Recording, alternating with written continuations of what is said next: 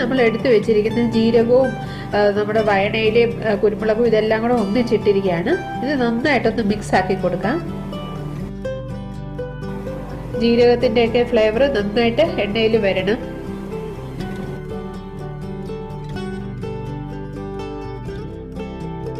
ഇനി നമ്മൾ കുതിരാൻ വെച്ചിരുന്ന നമ്മുടെ അരി ഇതിലേക്ക് ചേർക്കാം.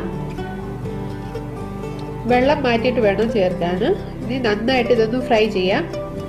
ഒരു 2-3 മിനിറ്റ് എണ്ണയിൽ ഇതൊന്ന് ഫ്രൈ ആക്കി എടുക്കണം. ഇപ്പം കുതിരാൻ വെച്ചിട്ട് ഏകദേശം ഒരു 30 മിനിറ്റ് കഴിഞ്ഞിരിക്കുകയാണ്. ഇടയ്ക്കിടയ്ക്ക് ഇളക്കി കൊടുത്തോണ്ടേ ഇരിക്കണം. എല്ലാ സൈഡും കറക്റ്റായിട്ട് ഒന്ന് ഫ്രൈ ആയിട്ട് കിട്ടണം.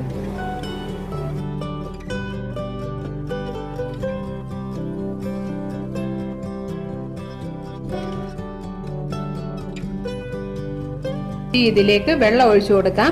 1 കപ്പ് അരിയാണ് എടുത്തിരിക്കുന്നത്.